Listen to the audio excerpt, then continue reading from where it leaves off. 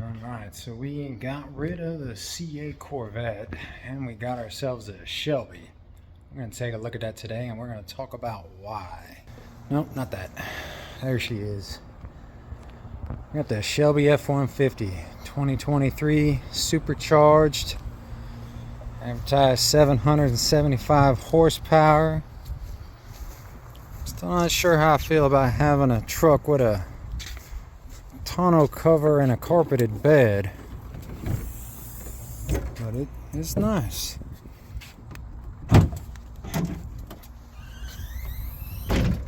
Part's still new to me. I never had a carpeted bed in a pickup truck before.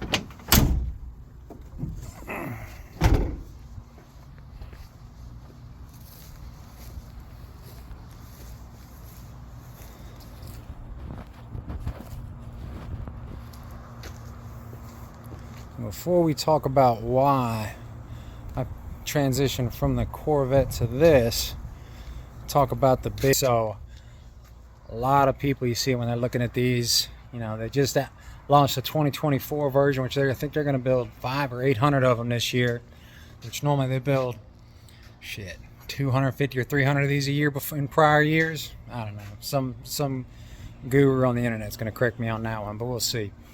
Check the comments, I guess.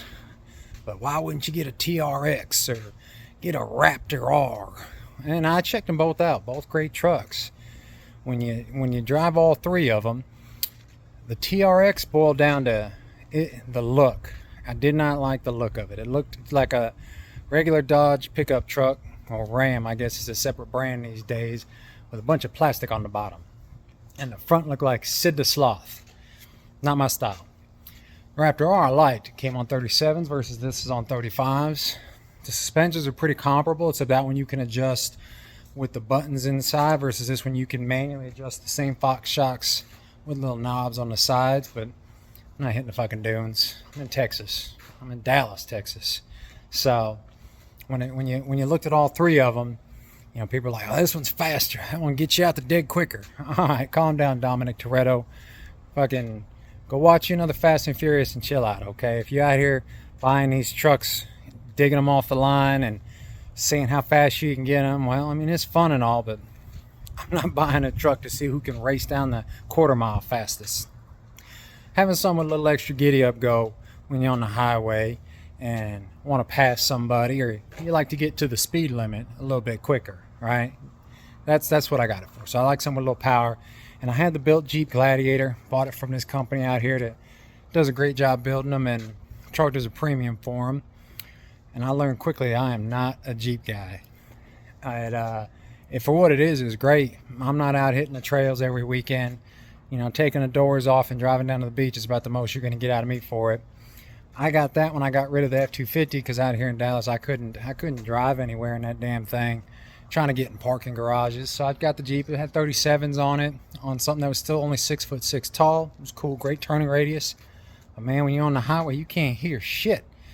And it's just that wind noise. You're driving a box. And that's what they're built for, right? So ain't nothing bad about it. It wasn't the right truck for me. Also, you get a lot of two-finger workouts in that thing with everybody doing this when they drive by. You know, it's a cult thing for sure. And the ducking. I went 8 or 9 months before I finally realized what the hell that was. I kept finding ducks on my damn door handles, getting annoyed by it before someone finally told me when they saw my truck. How many ducks you get? I'm like, how the hell did you know I'm getting ducks? And that's when I found out what it was. So then, talk about the C7, 7-speed manual. Man, it was a great car. Loved it. Wanted the C8, saw them when they came out in 2020. Looked at them in 2020. It was impossible to get if y'all remember when COVID came out. Finally came time, I got a great deal on one. I got the C8 about a year ago, maybe a little less. And I didn't realize the driving experience was going to be that different between the two. When you talk about the way it felt, I didn't also realize that the manual made a big deal to me. You know, I didn't necessarily use it as a weekend car. I was more of an every other daily. One day the Jeep, one day the Corvette, as long as it wasn't snowing or icing out here. But driving the C8, I'm not a purist. I'm not one of these Corvette purists. You know, it's not a Corvette. It ain't got the long front end, engines in the back. Yeah, I don't give a shit about all that. It looked great. Great looking car. Looks better than the C7 in my opinion. But when you get in it, it feels and drives a lot more like one of them supercars, and you'll get into the debate of that's a supercar, it's not. Yeah, I don't care about that either. It felt like one though, and but man, I'll tell you, them seats. I'm having some back troubles this year. You know, they come and go. Anyone that's seen my video before when I built the back right there and why I did it, come up this year, made it real hard to drive that car. Nothing makes you feel older than you can only drive your car once or twice a month, because sitting in it and driving it for more than 30 minutes hurts your back. I was about to buy me some white New Balances and some jean shorts to grill on the weekends. And, you know, I'll be the stereotypical Corvette owner and talk about how it's one of 60 built. And so anyway, it wasn't driving it enough. And I made some concessions when I got the hardtop convertible, which they look great. But the original reason I wanted it, I love seeing that motor, getting the red motor cover they had on a manifold. Beautiful. And I made the concession, got this one, got a great deal on it. I bought one of them 2023s with shit, I had 2,000 miles, maybe 1,900 on it when I got it.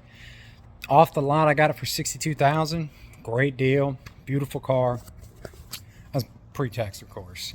But getting this right here, so to get this, I had to get rid of both of them, because that's why I combined both of them, because I don't like having debt.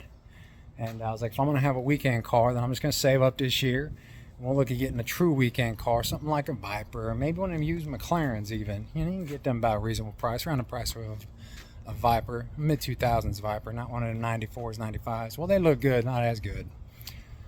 But that's how we ended up with the old Shelby here. And, you know, I've had it for about a month now, so the new car feeling wore off a little bit. And, you know, coming to that, I'm still happy with the decision. I do miss having the Corvette. I don't miss driving it. I like driving this better. I think it's more fun. It ain't quicker, but moving this much that quick feels quicker. If you've been in a Lariat, it's got all the niceties of it. You know, the Corvettes have good tech in them too. Jeeps ain't got shit for tech. The 24s are getting better. But, you know, this will have all your cameras and your top-down cameras and all that driving assist, which I don't use half of it, and I don't even know where half of that shit is, but it is cool and it's good to have. You know, the one thing I like about this, when you talk about this versus the TRX, is you can put this one in 2-wheel, or you can drop it when you put it in sport.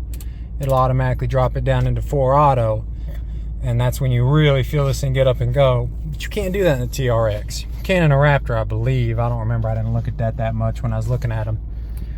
Overall, after a month, yeah, I'm gonna say this is where it's at for where I'm currently at my daily driving life. You know, one thing, when I buy toys, I don't like to let them sit, and if they sit for too long, that's when I was like, all right, time to get rid of it, because it's just sitting. I'm not a collector in that regard. That's another thing about them bikes, having all these cars. I was neglecting the shit out of them. I wasn't riding. Last year I barely rid at all. I don't think rid's a word. Rode, I would say.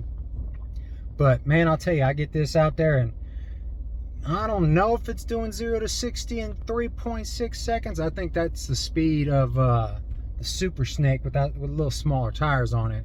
But she's doing it under 4. I have a little GPS camera here that tells me my road speed and time, and I watched a couple. It's coming definitely in 0 to 60 under, it looked like about 3.8. I could be wrong. Could be quicker. Could be slower. I don't know. Again, I'm not out here dragging these for time, racing pink slips, and you know, when y'all get on, this is faster, Corvette's faster, why'd you get rid of it? Again, you, at the end of the day, you ain't ever going to beat Hector with his spool motors and those 3 turbos he's picking up from Henry's, okay? So just calm it down. And you know, I got a truck that was fast, had some balls, looks good.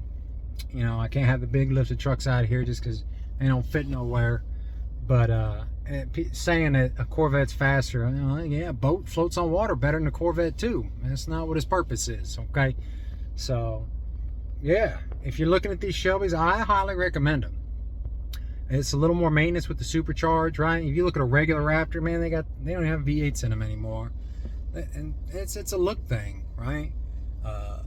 Again, if you're out here, you're someone who's going on the freaking dunes and Baja in it, yeah, the Raptor R is going to be the choice for you, and probably even a TRX. I don't know how this is handled on dunes. Again, it's got the BDS suspension that Shelby or Tuscany, whatever you want to call it, threw on it with the Fox shocks, but I'm not doing all that. So she quick though, and man, she whines. That's where it's at. That's why we did it, and you know, maybe we'll get a little bit of review down the line, but we'll see what we get this later on this year, maybe early next year, because I keep going back and forth, because man, the empty spot in the garage is bugging me. I've been looking at a couple of these Chevelles, 72, 73 Chevelles, a couple Camaros. I don't know how much I want to wrench on cars these days, especially with the back issues, but we'll see. I'm talking myself into it a little every day.